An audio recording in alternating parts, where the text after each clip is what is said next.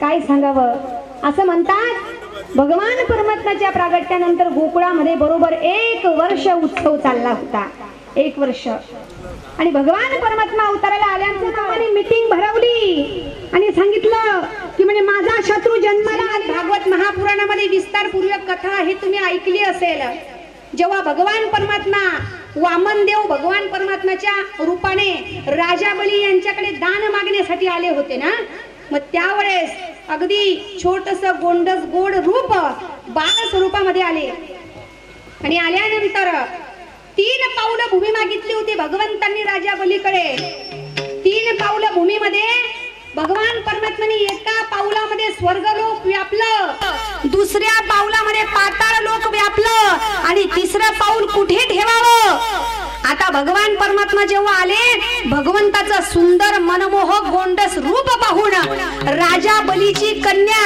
ही रत्नमाला ही मोहित झाली आणि ती विचार करते किती सुंदर गोड गोंडस बाळ आहे नाही का असं जर बाळ मला असेल तर भगवंत म्हणे तथास्तु इच्छा पूर्ण केली आणि त्याच्यानंतर जेव्हा भगवान परमात्म्यांनी 3 पाऊलं भूमी मागितली आणि तिसरं पाऊल कुठे ठेवावं म्हणून राजा बलींनी मस्तक पुढे केलं आणि तेव्हा ही रत्नमाला क्रोधित झाली हिला क्रोध आला आणि विचार करते असा जर मूल माझं असतं तर मी याला माझ्या हाताने मारलं असतं भगवंत म्हणे तथास्तु तुझी ही इच्छा पूर्ण होईल देवाचं आई होण्याची ही इच्छा आणि भगवंताला मारण्याची इच्छा दोघं इच्छांना घेऊन पुढच्या जन्मामध्ये ही रत्नमाला पुतना म्हणून जन्माला आली आणि ही पुतना कोण होती कंसाची बहीण होती आता पुतना म्हणे दादा घाबरू नको तुझ्या दुश्मनाला तुझ्या शत्रूचा वध मी करते आता पुतना कंसाची बहीण आहे माझ्या माहितीनुसार एका बहिणीने भावाच्या संसारात जास्त भाग घेऊ नाही एकदा तिचा विवाह झाला, विषय संपला. काय बाई तुला यायचं रात्र 2 दिवस राहा आणि निघून जा. काय उगाच भावाच्या संसारामध्ये इंटरफेअर करण्यात मजा आहे का? पण नाही हो, ही पुतना म्हणे दादा तू काळजी करू नको, मी मारते म्हटले तुझ्या शत्रूला. आणि ही पुतना ही राक्षसीन होती. मग आता ही आशीच्या आशी गेली असती तर तिला नंदबाबाच्या वाड्यात एंट्री करू दिली असती का? नाही. मग हिने काय केलं, ही 40 गावच्या सगळ्यात मोठ्या पार्लर मध्ये गेली. आणि पार्लर मध्ये गेला तिने काय केलं, फेशियल केलं, ब्लीच केलं, वॅक्स केलं, काय म्हणतात ती हेअरस्टाईल केली, लिपस्टिक लावली, काजळ लावलं, एवढा मेकअप शृंगार तिने केला. असा शृंगार केला महाराज त्या पुतणीने. काय सांगावं, असं तिचं रूप होतं की पुतड्या ढोरलं साकड्या पैंजण कमरेला कंबरपट्टा, पुतळ्या ढोरलं साकड्या पैंजण कमरेला कंबरपट्टा, नाकात नात घालूनी अवघा थाट माट करूनी, अवघा थाट माट करूनी नेसली गा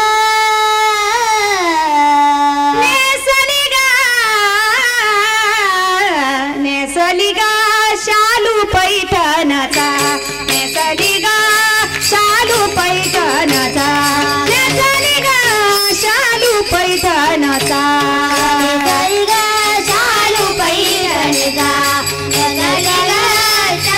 पैठणचा, नेसली गा शालू पैठणचा.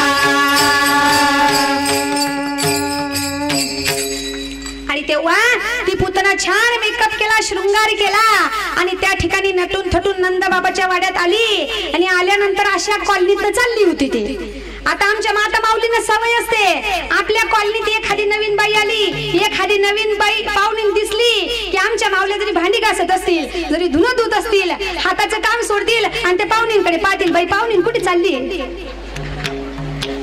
त्यांना चैन पडत नाही, पाहुणी कुणाच्या घरी चालली, कोणत्या कॉलनीत चालली, कुठे चालली, चैन पडत नाही. सगळ्या त्या ठिकाणी तिच्याकडे पाहू लागल्या, पुतणीकडे, पुतना चालली कुठे, एवढी नटून तटून. आणि तेव्हा ती पुतना सरळ नंदबाबाच्या वाड्यात, नंदबाबाच्या घरी गेली. ए यशोदा, आवाज दिला. यशोदा म्हणे कोण बाई, तुम्ही ओळखलं नाही? अगं मी तुझी मावस बहीण आहे म्हणे. यशोदा म्हणे मावस बहीण तर येऊन गेली पाहिला. अगं मी तुझी आती बहीण आहे म्हणे. आती बहीण पण येऊन गेली पाहिला. अरे मी तुझी मामी बहीण आहे म्हणे. मामी बहीण सुद्धा येऊन गेली. अगं म्हणे एवढे काय प्रश्न करतेस, ही किती दूर तुझ्या बाळाला पाहण्यासाठी आली. दाखव म्हटले मला तुझ्या बाळाला पाहायचं, एवढे प्रश्न करू नकोस. यशोदा मैया म्हणे बाई जाऊ दे, कोणी का असे ना, बहीण आहे ना माझी. हे म्हटले बस, माझ्या बाळाला आताच आंघोळ करून पाळण्यात झोपवलंय म्हटले, तू थोडा वेळ बसा, तोपर्यंत माझ्या बाळाची झोप होईल. आता पुतना आल्यानंतर देव म्हणे हे बवणीचं पहिलंच गिऱ्हाईक आहे. आणि बवणीचं गिऱ्हाईक कोणी सोडतं का हो? नाही. देवाने रडायला सुरुवात केली. आणि रडायला सुरुवात केल्यानंतर यशोदे मैयेने त्या बाळाला घेतलं आणि या ठिकाणी पुतनेकडे आणून दिलं. आणून दिल्यानंतर पुतना कशा करता आरणी होती, देवाला मारण्याकरता. माऊली ज्ञानोबाराई वर्णन करतात, माऊली ज्ञानोबाराई वर्णन करतात, तुवा सनकाधिकाचेनी माने सायोजू सौरुसू केला पुतने, जे विषयाचेनी स्तनपाने मारू आली. पुतना देवाला मारण्याकरता स्तनामध्ये विष भरून आली होती. आणि मग देवाला पुतनेकडे दिलं. यशोदे मैया घरात गेल्या, तेवढ्यात पुतनेने देवाला आपल्या स्तनाशी लावलं. देवाने पुतनेचं दूध प्राशन केलं, नंतर विष प्राशन केलं. पण देवाने दूध प्राशन करताना डोळे लावले.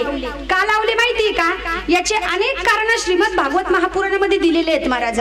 देवाने डोळे लावले कारण देवाच्या डोळ्यामध्ये चंद्र आणि सूर्य होते आणि त्या दृष्टीने पुतनेकडे पाहिलं असतं तर ती जागेवर जोडून भस्म झाली असते, म्हणून देवाने डोळे लावले. देवाने डोळे का लावले त्याचं दुसरं कारण असं आहे महाराज की पुतनेच्या स्तनामध्ये काय होतं, विष होतं. आणि ते विष पचवण्याची शक्ती कोणामध्ये आहे? महादेवांमध्ये, भोलेनाथांमध्ये. मग भोलेनाथांची आराधना करण्याकरता देवाने डोळे लावले. देवाने डोळे का लावले याचं तिसरं कारण, भगवान परमात्मांनी विचार केला या पुतना आपली आई स्वरूपाने आलेली आहे आणि आपण मातृप्रेमाने जर तिच्याकडे पाहिलं, देवाने पाहिलं असतं तर देवाला तिला मारायची इच्छा झाली असती का? नाही. म्हणून देवाने डोळे बंद केले. असे भरपूर कारण भागवतात दिलेले आहेत, आपल्याला सगळं सांगायला वेळ नाही. मग देवाने डोळे बंद केले. देवाने दूध प्राशन करायला सुरुवात केली. विष ओढलं, रक्त ओढायला लागले, तिचे पंचप्राण ओढायला लागले. पुतना म्हणे हे देवा सोड, हे देवा सोड. देव म्हणे मी एकटं कोणले धरत नाही आणि धरलं तो सोडत नाही. आणि तेव्हा तिने विचार केला त्या ठिकाणी आपला आता इथं घर नाही आणि आकाश मार्गाने उडान घेतली आणि जंगलामध्ये धड दिशे जाऊन पडली, गत प्राण झाली. अशा प्रकारे देवाने पुतणेचा उद्धार केला. विठाला विठाला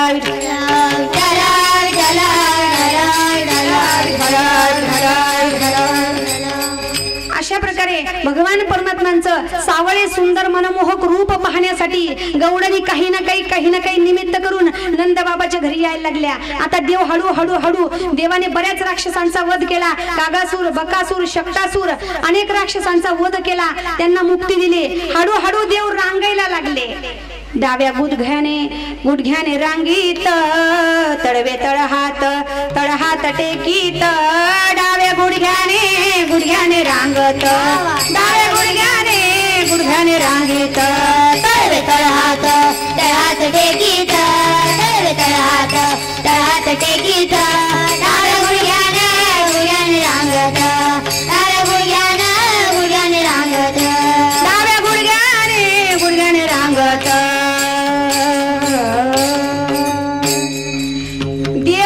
रांगायला लागले आणि रांगत असताना या ठिकाणी भगवान परमात्म्याने हळू पहिली चोरी देवाने आपल्या घरामध्येच केली. एकदा भगवंताने लोण्याची चोरी केली. यशोदा म्हणे, ए कृष्णा, अरे तुला लोणी आवडतं का? मग तुला चोरायची गरज नाही, तुम्हाला सांग, मी तुला भरपूर काढून देईल. देव म्हणे, आता आईला माहिती पडलं, आता घरात चोरी करण्यात मजा नाही, मग आता बाहेर टोळी बनवली पाहिजे. देवाने सगळी टीमच्या टीम बनवली आणि टोळी बनवली. त्यांना सांगितलं आपल्याला चोरी करायला जायचंय. मग चोरी करायला जाण्यासाठी आधी तुम्हाला आपली सगळी साधन सामुग्री एकत्र करावी लागेल म्हणे देवाने सांगितलं. आता काय साधन सामुग्री लागेल चोरी करायला? देवाने सांगितलं मित्र परिवाराला, आधी एक काम करायचं, वस्त्र, गाडीव बारीक माती आहे ना, ती बारीक माती जमा करून ठेवा. मग बोबड्या म्हणे, देवा ती कशा करता? म्हणे, आपण जर चोरी केली आणि तिकडून जर गावडण आली, आपण ती मातीची मूर्तीच्या तोंडावर फेकायची आणि ती माती तिच्या डोळ्यात गेली की ती डोळे चोळत नाही तोपर्यंत आपण तिथून पळ काढायचा. एक जरा आगाऊ होता. देवा म्हणे, ती जर चष्मा लावून आली तर कुठे जाईल ती माती? दुसऱ्याला सांगितलं, अरे मा असं कर, ते काट्याचे सराटे असतात ना, काटे बोकरू, ते आणून ठेवा. आपण ती गवळण आपल्या मागे आली, ते सराटे फेकायचे, ते तिच्या पायाला टोचलं की ती पायाचा काटा काढत नाही तोपर्यंत आपण पळत सुटायचं. मग दुसरा म्हणे, देवा ती जर चप्पलच घालून आली तर? अशा अनेक प्रकारे त्यांच्या गप्पा रंगायला लागल्या. त्यांनी टोळी बनवली, चोरी करण्यासाठी जायला लागले. पण एकदा देव म्हणायला लागले, चला आपल्याला सगळ्यांना चोरी करायला जायचं आहे. पण बोबड्या म्हणायला लागला, देवा मी आता तुमच्या सोबत चोरी करायला येणार नाही. मग देव म्हणे, का रे बाबा? कृष्ण म्हणे, काय येणार नाही? तेव्हा बोबड्या जो होता ना, बोबड्या देवाचा मित्र, तो देवाला कृष्णाला त्याचा भाव सांगायला लागला, बोबड्या शब्दामध्ये, बर का. काय सांगतो बघा, एकदम बोबडी गवडण एकदम छान आहे. त्याचा भाव तो देवासमोर मांडतो की जाईबा किसना जाईबा किसना आता गळ्या मी येईन तुमच्या संगतीला बा. जाईबा किसना आता गळ्या मी येईन तुमच्या संगतीला बा. जाईबा किसना आता गळ्या मी येईन तुमच्या संगतीला बा. जाईबा किसना आता गळ्या मी तुमच्या संगतीला बा. येईन तुमच्या संगतीला बा. येईन तुमच्या संगतीला बा. येईन तुमच्या संगतीला बा. जाईबा किसना आता गळ्या मी येईन तुमच्या संगतीला बा. जाईबा किसना आता गळ्या मी येईन तुमच्या संगतीला बा. येईन तुमच्या संगतीला बा. येईन तुमच्या संगतीला बा. येईन तुमच्या संगतीला बा. जाईबा किसना आता गळ्या मी येईन तुमच्या संगतीला बा. जाईबा किसना आता गळ्या मी येईन तुमच्या संगतीला बा. खलबत खाल्लले बा. एके दिवशी यशोदा माईने गाईचं खलबत खाल्लले बा. समद्या पोलांना लोटी दिलं. समद्या पोलांना लोटी दिलं. समद्या पोलांना लोटी दिलं. मलाच दिल भल दिलं ले बा. मलाच दिल भल दिलं ले बा. मीच मागाया गेलो ले बा. मीच मागाया गेलो ले धल्लले बा दुबु दुबु दुबु दुबु मारले बा दुबु दुबु दुबु दुबु धल्लले बा दुबु दुबु दुबु दुबु मारले बा दुबु दुबु दुबु दुबु धल्लले बा जाय बा किसना नागराने येईन तुमच्या संगतीला बा जाय बा किसना नागराने येईन तुमच्या संगतीला बा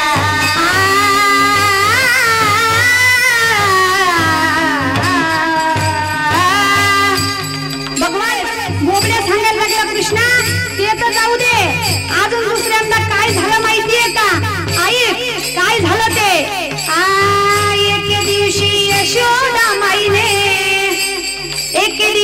यशोदा माईने मम बोल्या केल्याले बा एके दिवशी यशोदा माईने मम बोल्या केल्याले बा समजा पोलांना एक एक दिल्या समजा पोलांना एक एक दिल्या समजा पोलांना एक एक दिल्या मला चाल दिलेले बा मला चाल दिलेले बा मीच मागाया गेलो ले बा मीच मागाया गेलो ले बा मला जमून धरले बा डुबू डुबू डुबू डुबू मारले बा आणि मी डुबू डुबू डुबू धरले बा जाय बा किसना टाकल्याने येईन तुमच्या संगतीला बा जाय बा किसना टाकल्याने येईन तुमच्या संगतीला बा जाय बा किसना टाकल्याने बोबड्या आपल्या बोबड्या बोबड्या स्वरामध्ये भगवान परमात्म्यांना यशोदे मैयेचे गाराणी करू लागला आणि सांगतो देवा मी आता येणार नाही तुझ्या सोबत या ठिकाणी सुद्धा मैया विचार करते या ठिकाणी काय करावं याच्या चोड्या याच्या खोड्यात वाढत चालल्यात काय करावं आपलं पोरग जर आगाऊपणा करत असेल खोड्या करत असेल ना तर आईला टेन्शन येतं की नाही यशोदा मैयेला सुद्धा टेन्शन आलं काय करावं याच्या खोड्या सगळे गवळणी गाराणी आणताय म्हणून एकदा यशोदे मैयेने काय केलं गणपती बाप्पाला नवस केला काल गुरुजींनी सांगितला तो दृष्टांत नाही का तो कथाभाग सांगितला की यशोदे मैयेने गणपती बाप्पाला नवस केला आणि सांगितलं माझ्या कृष्णाच्या जर खोड्या करणं बंद झालं 1000 मोदकांचा नैवेद्य दाखवेल काय सांगितलं 1000 मोदकांचा आणि त्यावेळेस गणपती बाप्पांनी देवानी विचार केला आता गणपती बाप्पाला मान दिला पाहिजे म्हणून देवाने कृष्णाने 1 महिना खोड्याच केल्या नाही आणि 1 महिना झाला मग यशोदा मैयेने 1000 मोदक बनवले आणि त्याचा नैवेद्य ती पूजा सगळं गणपती बाप्पांपुढे त्या ठिकाणी मांडलेला आहे आणि मांडल्यानंतर काळी पेटी विसरल्या बरं का यशोदे मैया कृष्णाला सांगतात कृष्णा तू इथं थांब मी आता घरातनं 2 मिनिटात काळी पेटी घेऊन आली लक्ष ठेव बर का इथं मांजर बिंजर येईल इथं लक्ष ठेव कृष्ण म्हणे इथं एवढा मोठा बोखा असताना मांजरीची हवा आहे का हवाने तू बिंधात जाय आई आणि घेऊन ये म्हटले काळी पेटी मी हाय इथं बसलेला आणि त्यावेळेस आई घरात गेली घरात गेल्यानंतर कृष्णाने गणपती बाप्पाच्याच हाजिरी घ्यायला सुरुवात केली आणि मोठा देव मी का तुम्ही गणपती बाप्पा म्हणे तुम्ही मग नैवेद्य मला की तुम्हाला गणपती बाप्पा म्हणे राग मानू नका आपण 50-50 करून घेऊ नाही म्हटले सगळ्या मला पाहिजे गणपती बाप्पा म्हणे तुम्ही घ्या पण राग करू नका आता तुम्ही घ्या म्हटलं तर भगवान श्रीकृष्णांनी सगळा नैवेद्य सगळी पूजा आणि ते सगळे मोदक एका घासात गिळले महाराज त्याने सगळे भस्म केले आणि केल्यानंतर महाराज आई घरातनं बाहेर आली पाहिले तर इथं देव इथं पूजा इथं मोदक इथं सगळं गेलं कुठे आई म्हणते कृष्णा अरे सगळं कुठे गेलं आता देव विचारात पडले आईला काय सांगावं मग देवाने काहीतरी उलट सुलट म्हणे आई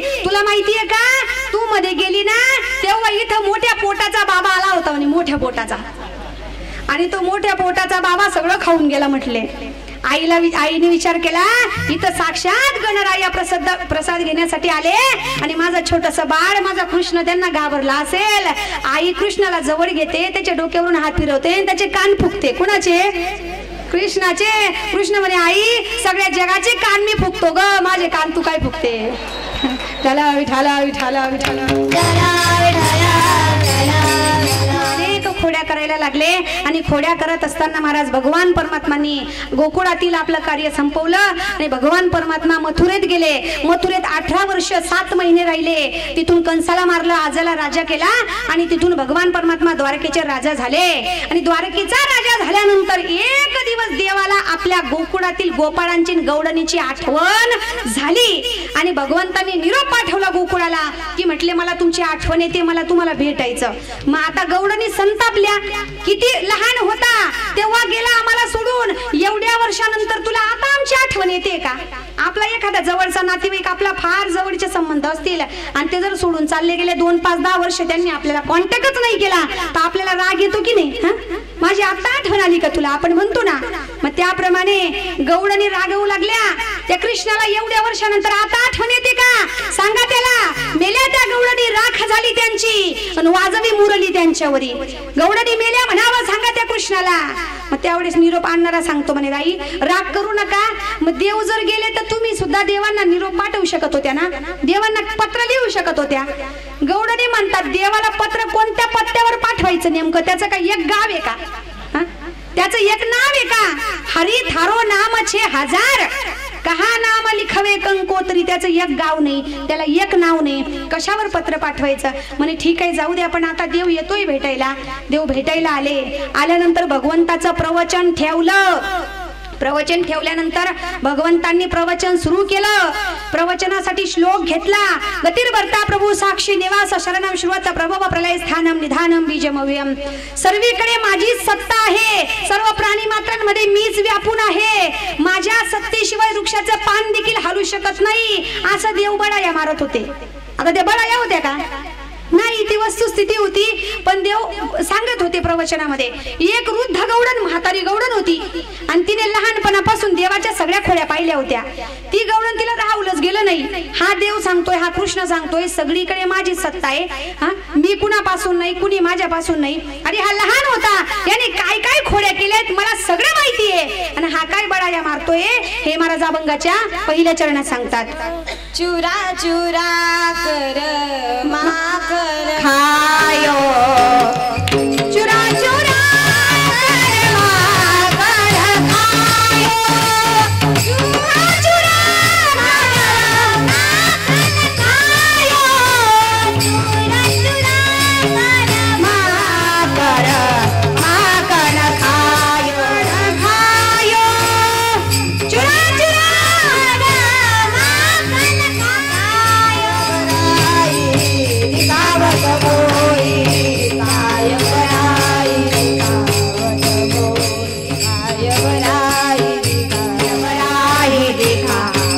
खायो.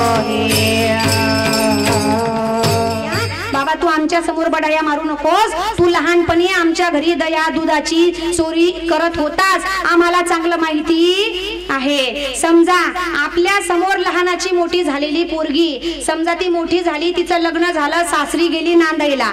आता सासरून ती जर रिटर्न आली आणि लहानपण बालपण ज्यांच्या समोर गेलं त्यांच्या समोर जर ती बडाया मारायला लागली, आपण काय म्हणतो? बस कर, आमच्या समोर काही बडाया मारू नको. लहानपणी तुझं बालपण आम्ही सगळं पाहिलंय. शाळेत जात नव्हती, व्यवस्थित अभ्यास करत नव्हती, रोजची भांडणं घरी आणत होती आणि आता काय बडाया मारतेस? आपण तिला बोलतो. तसं ती गौडण देवाला सांगू लागली, देवा आमच्या समोर बडाया मारू नको. वास्तविक त्या बडाया होत्या का? वास्तविक ते खरं होतं. पण त्यावेळेस अरे आमच्या घरी तू चोरून दही तूप लोणी खात होता. चुरा चुरा कर माकन खायो, गौलंद कानंद कुवर कणैया. आणि तेव्हा ती सांगते बडाई मारू नकोस. काय बराई दिखावत मोही, जानत हूँ प्रभू पण तेरा सवई. अरे एकदा तुझ्या खोयांना कंटाळून तुझ्या आईने काय केलं माहितीये का? तुला उखळालाच भांडलं होतं. तिसरं चरण घे. औरबात सुन काय बराई बोल. काय बराई दिखावत मोही, काय बराई दिखावत मोही, जानत हूँ प्रभु पण तेरा सबही, जानत हूँ प्रभु पण तेरा सबही, काय बराई दिखावत मोही. गौडानं उखळाला भांडलं होतं म्हटले. काय सांगते? तू इतका खोड्या करत होतास, इतका खोड्या करत होतास की तुझ्या आईने तुला घेतलं आणि उखळालाच भांडलं. अरे तू अनेक प्रकारचे प्रश्न त्या ठिकाणी तुझ्या आईला करत होतास. एकदा तर तू काय म्हणत होतास माहितीये का? एकदा तू छोटासा होता, असा नटखट होता, असा आगाऊ होता, असा खोडकर होतास. तू तुझ्या आईला म्हणत होतास, काय म्हणत होतास की आई अगं यशोमती मैया से बोले नंदलाला, यशोमती मैया से बोले नंदलाला, राधा क्यों गोरी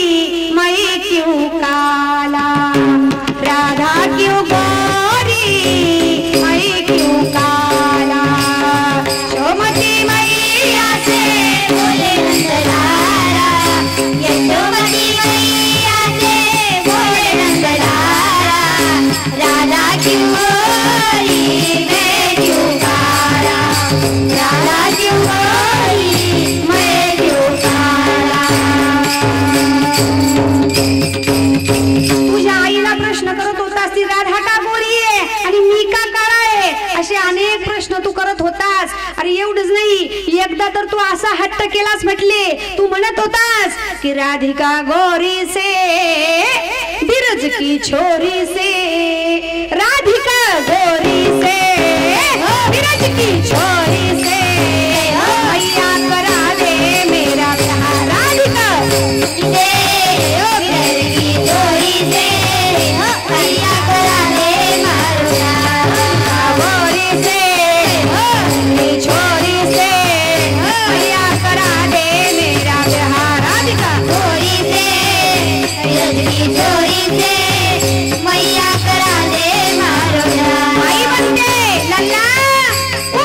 छोटी है नजर तेरी खोटी है, उम्र तेरी छोटी है नजर तेरी खोटी है, कैसे कराऊं तेरा प्यार राधिका गोरी से बिरज की छोरी से भैया करा दे मेरा प्यार, राधिका गोरी से बिरज की छोरी से भैया करा दे मेरा प्यार। कृष्ण म्हणायला लागले, आई जर तू माझा विवाह नाही केलास ना, मी काय करेल माहिती का, जो नहीं ब्याह कराए तेरी गैया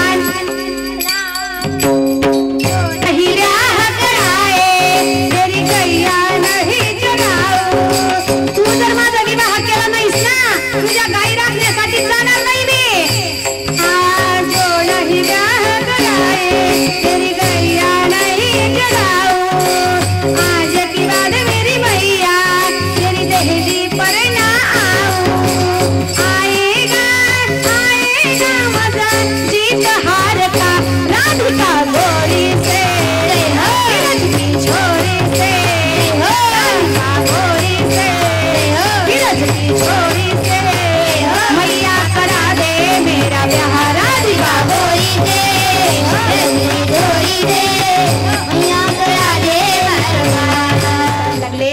गौडणी सांगतात, बाबा अरे तू अनेक प्रकारच्या खोड्या करत होतास आणि तुला खोड्यांना कंटाळून एकदा काय केलं, तुझ्या आईने तुला रानात गाई राखण्यासाठीच पाठवलं, आपलं पोरग त्रास द्यायला लागला, आपण काय करतो त्याला शाळेत पाठवतो, यशोदा मैयाने काय केलं, त्याला रानात गाई राखण्यासाठी पाठवलं, म्हणून अभंगाचं 4थं चरण घे, फेरत बन बन गव्वाच्या रावत चरावत फेरत बन बन गव्वाच्या रावत, फेरत बन बन गव्वाच्या रावत, फेरत बन बन मोमी महेत प्यानू जगले आगा, महेत प्यानू जगले आगा, काय बळाई दिखावत मोही, काय बळाई दिखावत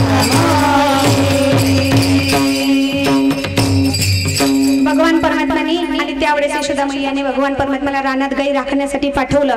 आता या ठिकाणी नंतर आपण थोडंसं 5-10 मिनिटांमध्ये विस्तारपूर्वक वर्णन करू। आता आपल्याला एकदा सगळ्यांनी मोठ्या प्रेमाने विठोबा रखुमाईचं भजन घ्यायचं आहे, सगळ्यांनी मोठ्या गोड प्रेमाने वरती हात करून भगवंताचं भजन करायचं आहे। घ्या सगळ्यांनी वरती हात, घ्या सगळ्यांनी,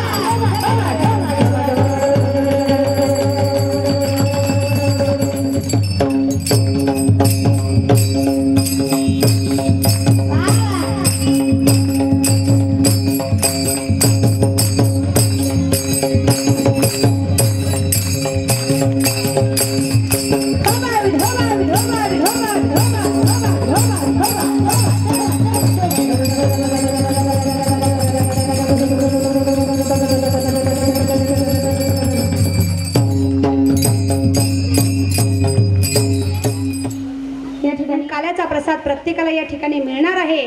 त्याच्या आधी या ठिकाणी आमचे पोद्दार काका बोलले होते की आपले गुणीजन मंडळी जे होते गेले का आहेत ना, हां गुणीजन मंडळी ज्यांनी कथेला 7 दिवस या ठिकाणी साथ केली, गायक वादक असतील, सिंत वादक, तबला वादक, ऑर्गन वादक, सगळ्या गुणीजन मंडळींचा या ठिकाणी सत्कार होणार आहे। आमचे पोद्दार हां गेले सगळे, बरं काही हरकत नाही या ठिकाणी। म्हणून सगळ्यांनी या ठिकाणी पुन्हा उखाला सुगला बांधली या तू अपने गोपाला, काय बराई दिखावत मोही जानत हूँ प्रभुपण तेरा सबही फेरत बन बन गौवा चरावता कहे तू कया बंधूल करेले हात काय बराई दिखावत मोही जानत हूँ प्रभुपण तेरा सबही.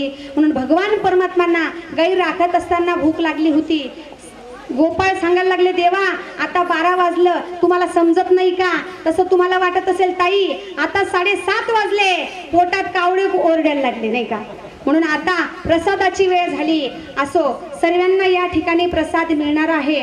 म्हणून या ठिकाणी अवघ्या 7 दिवसापासून शिरुडे अण्णा, शिरुडे परिवाराच्या वतीने भव्य आणि दिव्य कार्यक्रमाचं या ठिकाणी आयोजन झालं. आणि मी आधी सुद्धा बोलली, अनंत जन्माचा पुण्याची सामुग्री एकत्र आली आणि म्हणून अण्णांकडनं, शिरुडे परिवाराकडनं हा भव्य आणि दिव्य स्वरूपामध्ये कार्यक्रम अण्णांनी या ठिकाणी आयोजित केला.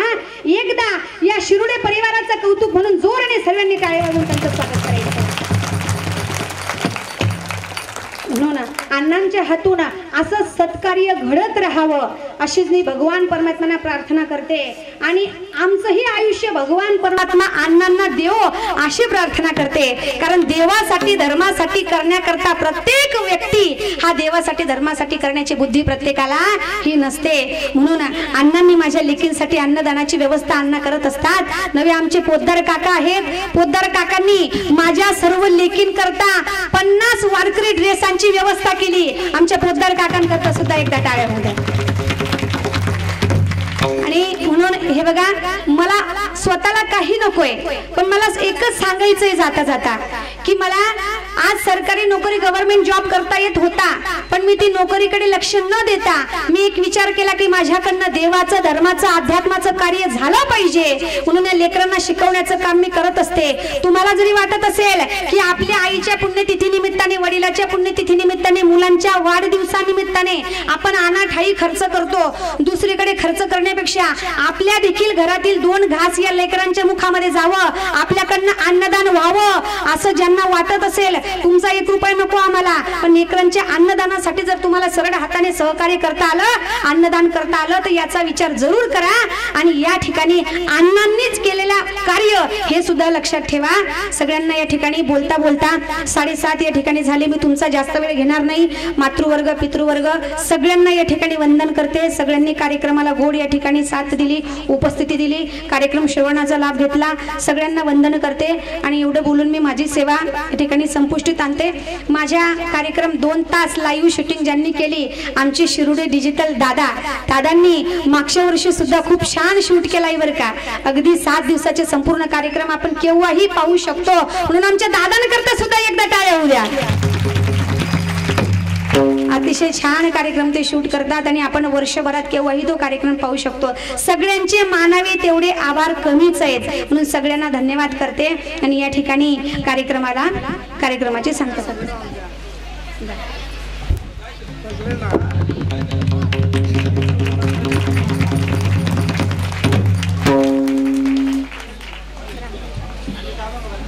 जागेवर भेटेल तोपर्यंत आपली जागा कोणी सोडायची नाही. चला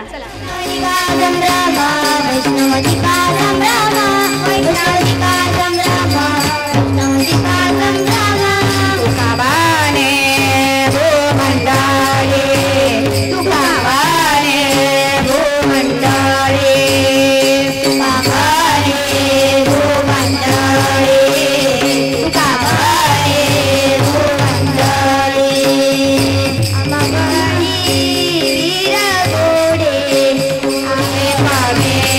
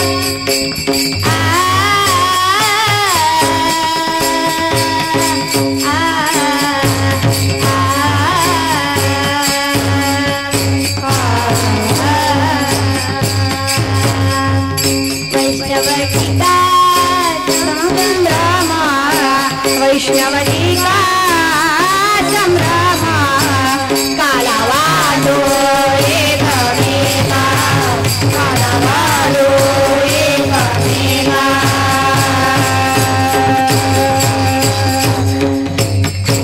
ज्ञानेश्वर माऊली ज्ञानराज माऊली ज्ञानेश्वर माऊली ज्ञानराज माऊली ज्ञानेश्वर माऊली ज्ञानराज माऊली तुकाराम ज्ञानेश्वर माऊली ज्ञानराज माऊली तुकाराम बोलिलेले पुढे वेळे वा पुढे उच्चाराय तुझे सिद्ध नाही उच्चारीला अधिकार म्या आपला राजमा महाराज तुझे सिद्ध बाबडे ज्ञानेश्वराया खापाया पैसे करा राजमा महाराज तुझे सिद्ध ज्ञानदेव तुकाया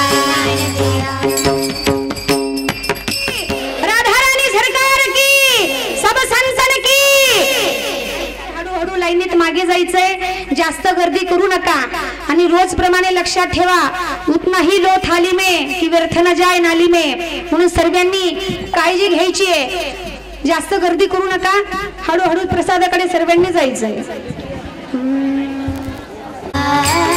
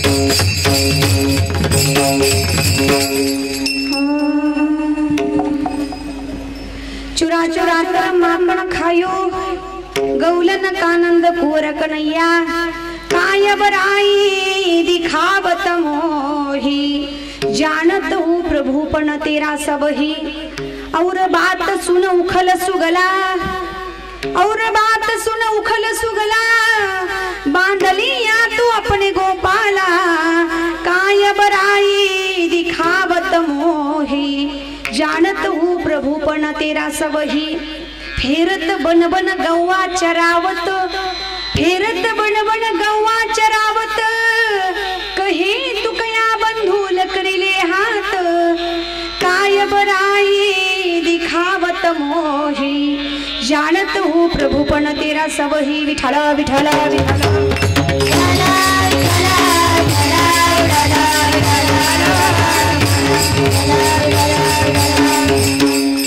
ध्येयं सदा परिभवग्नमविष्टदोहं तीर्थास्पदं शिवविरचिनुतं शरण्यं भृत्यार्तिहं प्रणतपालभवाब्धिपूतं वन्दे महापुरुषते चरणारविन्दं नमो विठ्ठला राजया पांडुरंगा नमो रुक्मिणी माऊली ज्ञानगंगा नमो पुंडलिका नमो चंद्रभागा नमस्कार माझा रुक्मिणी पांडुरंगा पांडुरंगा करू प्रथम नमन पांडुरंगा करू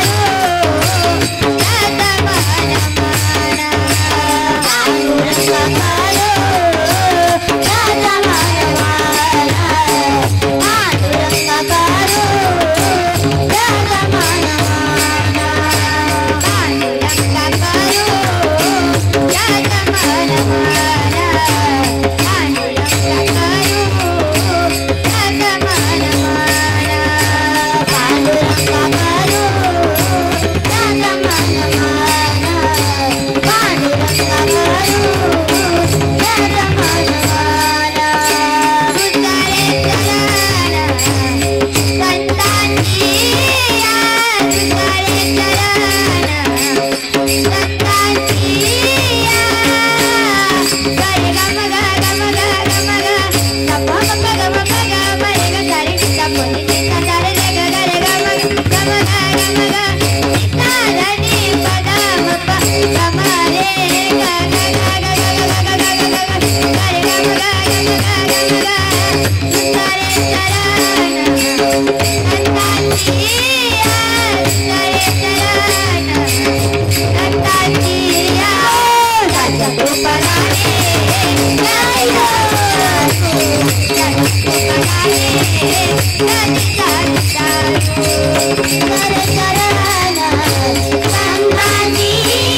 करू प्रथम नमन पांडुरंगा करू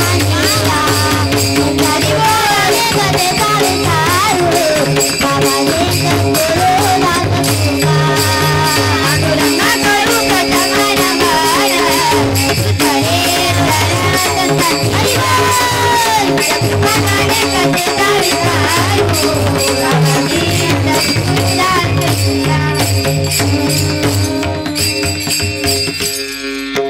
पांडुरंगा करू प्रथम नमन दुसरे चरण संतांचे त्यांच्या कृपादाने कथेचा विस्तारू बाबाजी सद्गुरुदास तुका अलंकापुरी रम्य सिंहासनस्थं पदं भोज तेजस्फुर्दे प्रदेशं विधीन्द्रादिदेवे सदा स्तूयमानं समाधिस्थमूर्ति भजे ज्ञानदेवं नमो ज्ञान